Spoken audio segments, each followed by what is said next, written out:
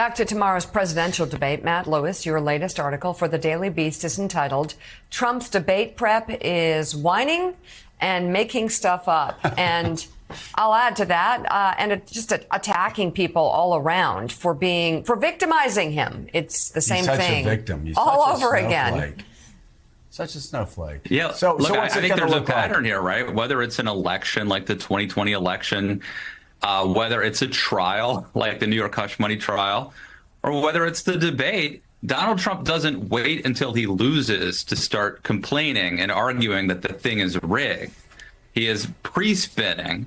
And I think part of it is what we were talking about earlier in this segment, which is the expectations game, right? They're after saying that Joe Biden can't string two sentences together, they're finally getting a little worried. They're finally trying to change that expectations game and say, well, he'll be hopped up on caffeine. But look, I think part of it is simply Donald Trump's MO. He complains, he claims it's rigged. The only way I could lose this election, he says, is if it's rigged. Same thing with the debate. The only way he could lose the debate is if it's rigged. And I think it has, really, it's a two-pronged approach. There are two components to it. Part of it is he gets to work the refs, in advance. He gets to make them think twice and maybe go a little easy on him.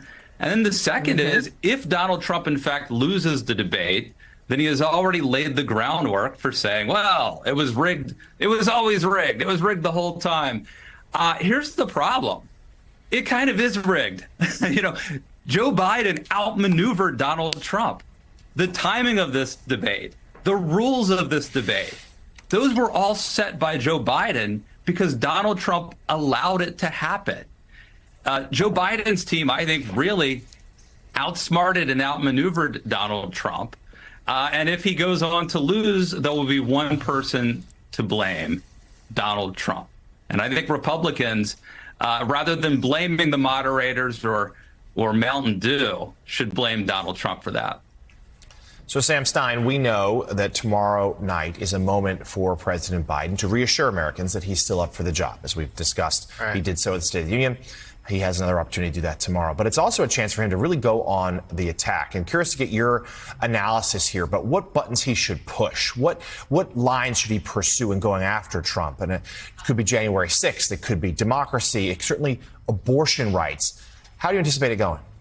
Well, I guess it really depends. Does he go with Mountain Dew Baja Blast or Mountain Dew Code Red, right? I mean, that's that. I thought that would land. I thought that would land a little better, honestly.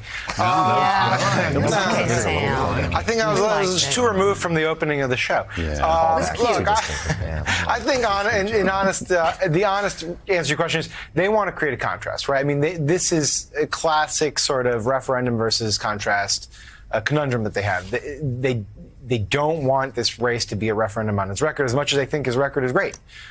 They want it to be a contrast on the agendas that each candidate is putting forward. And so in this case, they're going to use the debate to say, look, we've done some work on the economy. We're getting there, but we know we have more to do.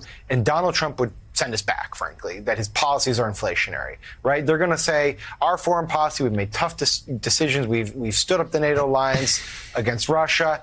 Donald Trump would send us back. On women's rights, we have more to do. Donald Trump will send us back. I expect that to be the sort of fundamental theme, is forward, not backwards.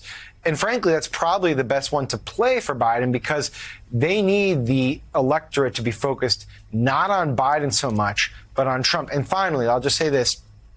Biden's debate partner, I think Dan Pfeiffer wrote about this, but I think it's true. He's debating not just Donald Trump. Obviously, it's Joe Biden versus Donald Trump. He's debating the caricature that they've set of Joe Biden. And so a lot of this and so much of this is just expectation setting. And he has to clear a very low bar, frankly, which is get up there, be attentive, be assertive for 90 minutes and bypass this bizarre characterization that they've created of you as someone who's got to be hopped up on Mountain Dew or whatever other drug that they suggest you have to take, and let, again, the focus be on Trump. So it's interesting. We're going to be talking more about the Veep stakes. Donald Trump talking about he's going to pick his vice presidential running mate, maybe soon. These are the kinds of things that he could do during the debate just to deflect and to have something to talk about that he can talk about. confidently. And it certainly would not be foreign policy or legislation or politics, but, picking someone like Little Marco or something like that could. Do you think he'd call him that? I think he'll probably change. That's what he used to call him. And their Marco will be watching the debate, with bated breath, hoping that he's going to be Donald Trump's vice president in terms of the running mate. But that's the kind of thing he'll do to distract, to try and buy time just to get through it. Yeah, the thing is, though, what I suspect Matt Lewis is, if you're sort of reading the tea leaves this week, it sounds like they're suggesting the vice president pick may come this week.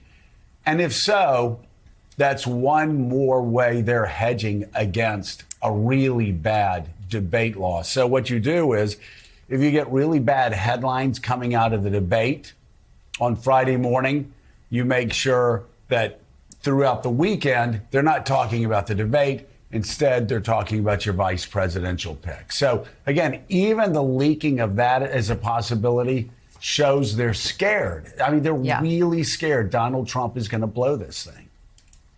Yeah, I think, bracket it with, if it is, and that actually might just be a contingency plan. If the debate goes well, we hold the announcement. If it goes poorly, we bracket it with the vice presidential announcement quickly following. And I have to say, Donald Trump, he is really good at controlling the message. There's no doubt about that, and changing the subject. And it used to be that something like a debate would be talked about for weeks on end, and it would dominate multiple news cycles.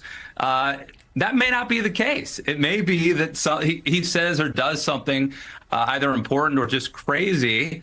And that's what we're talking about a couple days from now. He is really good at that, bad at a lot of other things, good at driving the agenda and our attention. All right. Senior columnist for the Daily Beast, Matt Lewis, thank you so much. It's great to have you on.